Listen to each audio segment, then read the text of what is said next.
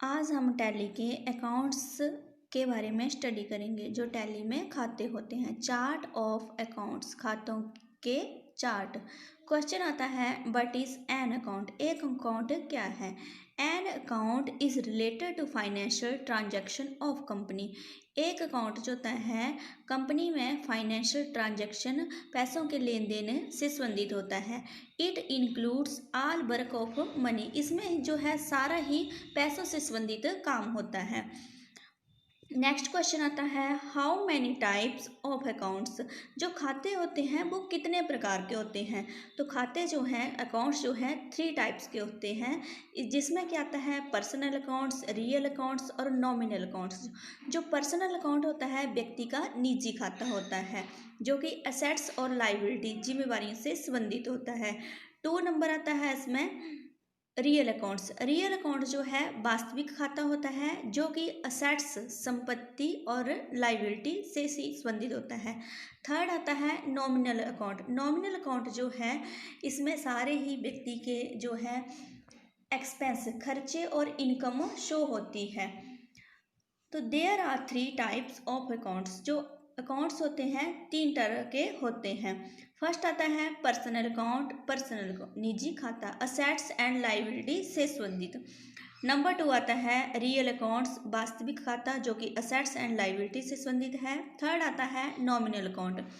Nominal जो accounts होता है जिसमें एक्सपेंस एंड इनकम, एक्सपेंस खर्चे और इनकम आय से संबंधित होता है। नेक्स्ट आता है गोल्डन रूल ऑफ अकाउंट्स। जो खाते होते हैं कुछ गोल्डन रूल होते हैं, जैसे कि पर्सनल अकाउंट है। पर्सनल अकाउंट जो होता है व्यक्ति का जो खाता है वो व्यक्ति और बैंक से संबंधित होता है। तो इसमें क्या है कि जैसे व्यक्ति पैसे जमा करवाता है या फिर बैंक से पैसे निकालता है, तो जमा करवाने पर जो है जैसे क्रेडिट डेबिट शो होते हैं। तो क्रेडिट कब लगेगा, डेबिट कब लगेगा? जैसे कि क्रेडिट द गिवर, जब व्यक्ति पैसे जमा करवाएगा तो कैश जो है क्रेडिट आएगा और बैंक जो है रिसीवर आएगा, डेबिटर आएगा भी। नंबर 2 आता है रियल अकाउंट्स। रियल अकाउंट में क्या होता है कि जो क्रेडिट है कितना गया भी, बट गोज आउट क्रेडिट, और डेबिट जो है बट कम्स इन डेबिट, जो डेबिट जो है वो कितना आया भी। थर्ड नंबर आता है नॉमिनल अकाउंट्स। नॉमिनल अकाउंट जब आता है तो उसमें जो है सारे ही जो इनकम है, लाभ जो है वो क्रेडिट में शो होंगे भी, और डेबिट में जो है सारे ही खर्चे और लॉस शो होंगे भी। तो ये है golden rule of accounts. Next आता है नेचर ऑफ अकाउंट ग्रुप। जो ग्रुप होते हैं उनका नेचर। फर्स्ट आता है असेट्स। असेट्स जो है डेबिट में शो होती हैं, लाइबिलिटी जो जिम्मेवारी है जो है क्रेडिट में शो होती है। नंबर 3 आता है एक्सपेंसेस, जो खर्चे हैं डेबिट में शो होते हैं। नंबर 4 आता है इनकम। इनकम जो है क्रेडिट में शो होती है। नेक्स्ट है ग्रुप्स। ग्रुप होते हैं समूह, जैसे कि कोई भी अकाउंट्स, खाता जो होता है, लेजर जो होते हैं वो किसी न किसी ग्रुप के अंडर आते हैं। जैसे कि कैश इन हैंड है तो कैश इन हैंड के अंडर आएगा। प्रॉफिट एंड लॉस अकाउंट का खाता है तो प्रॉफिट एंड लॉस में आएगा भी। उसके बाद जैसे कि हमारा कोई बैंक अकाउंट है, बैंक का खाता है तो बैंक के अंदर आएगा भी, बैंक अकाउंट के अंदर आएगा भी। तो हर जो लेजर या खाता होता है वो किसी न किसी ग्रुप के अंदर आता है। तो आपको दिया गया है question, what is groups? Groups होते क्या हैं? Tally ERP9 has the flexibility of setting user required chart of accounts.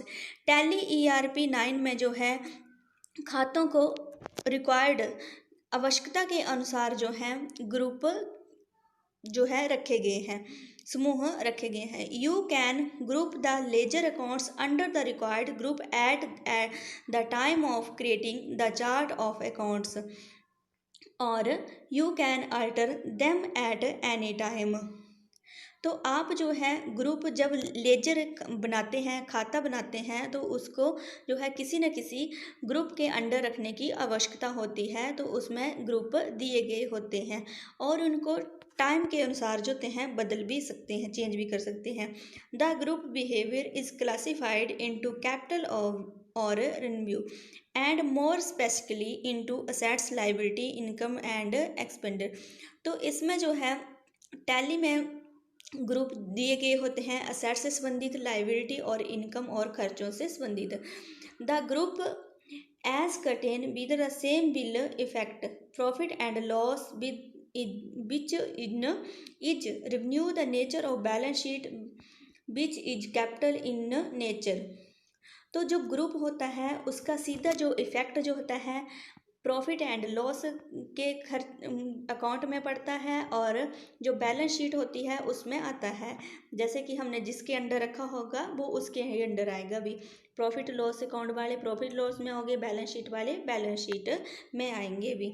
तो इसका प्रभाव जो है वो वहीं पर पड़ेगा भी। जैसे हमने अंडर ग्रुप गलत रखा होगा तो वो उसमें ही आएगा भी, जिसके अंडर रखा होगा उसमें ही शो होगा भी।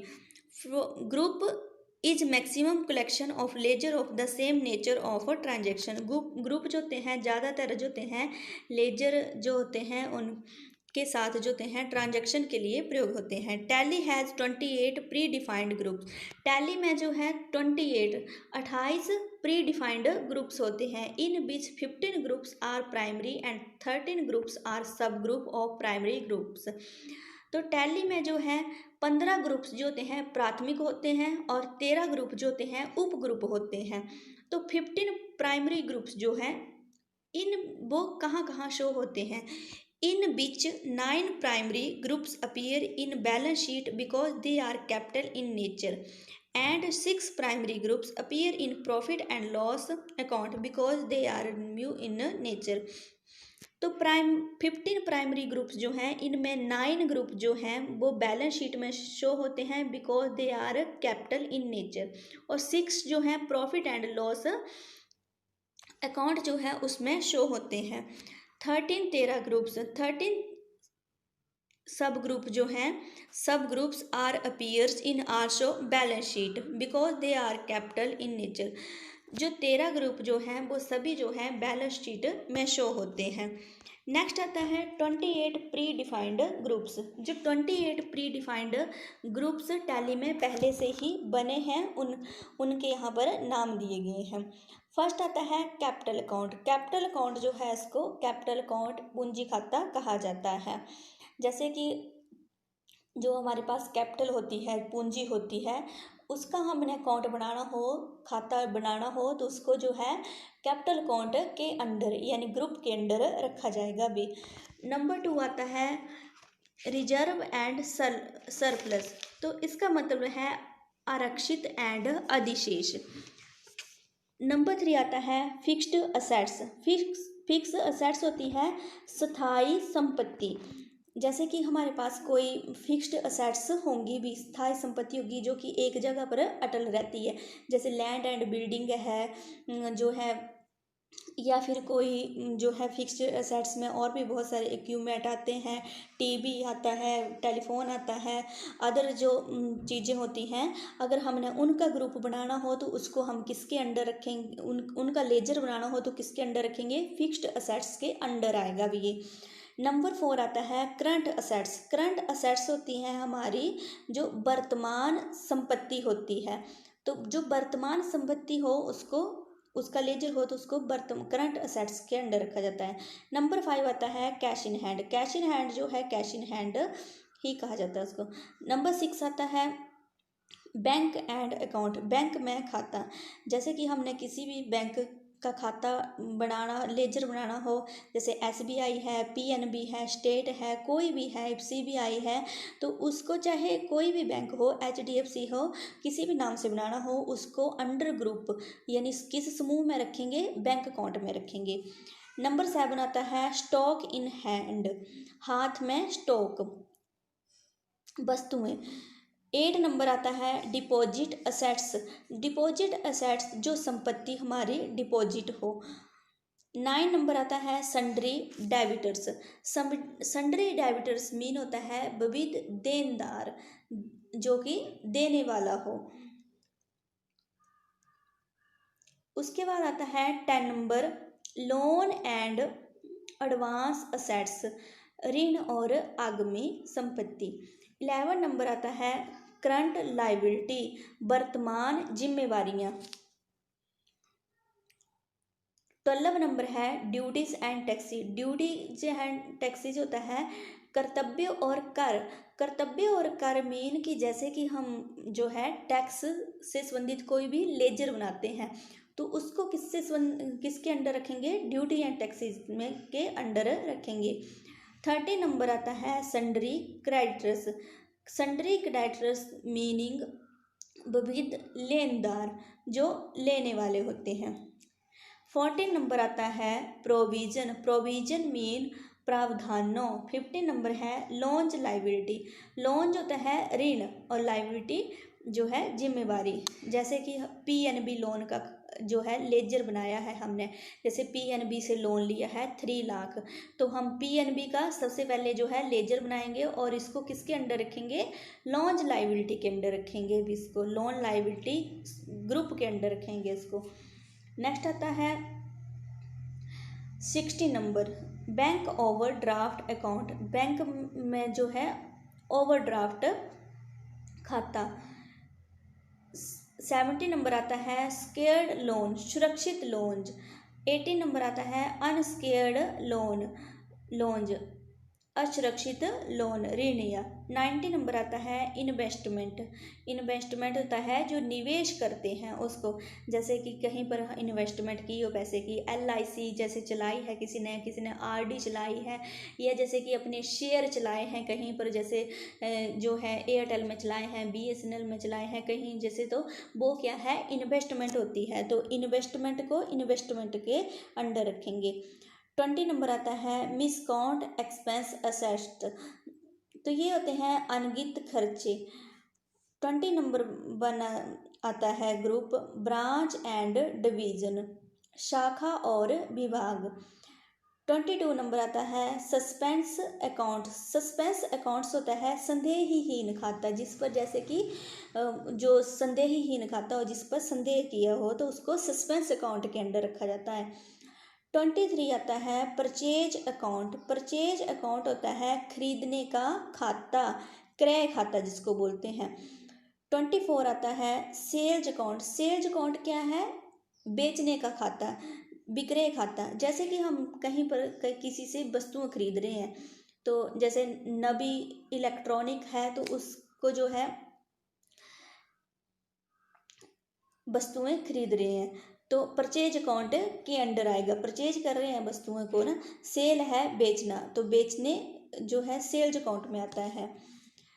नेक्स्ट आता है 25 होता है डायरेक्ट इनकम। डायरेक्ट इनकम होती है सीधी कमाई, जिसको जो है प्रत्यक्ष आय भी कहा जाता है। प्रत्यक्ष आय होती है जिसके जो सीधे तरह ही आ जाती है, जैसे कोई दिहाड़ी लगाता है, मजदूरी करता है, ड्राइविंग करता है, जैसे कोई सामान ढोने का काम जो होता है, जो कि जब कमाते हैं तभी मिल जाती है। जैसे कि ये नहीं होता कि 1 मंथ के बाद सैलरी मिलनी है, फिक्स मिलनी है उसको, ये इस तरह से जो सीधा जैसे कि जितना कमाए उतना मिल जाता है, उसको बोलते हैं डायरेक्ट इनकम। जैसे कि कोई कमीशन है, कमीशन कोई रिसीव करता है या फिर जो है कमीशन कोई देता है।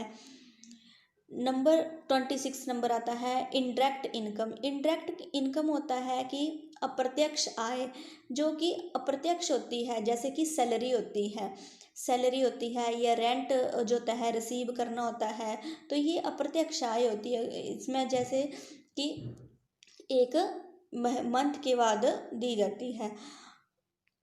उसके बाद आता है 27 जो है डायरेक्ट एक्सपेंस, सीधे खर्चे जो होते हैं जो कि गिने नहीं जाते भी और जो डायरेक्ट दिए जाते हैं।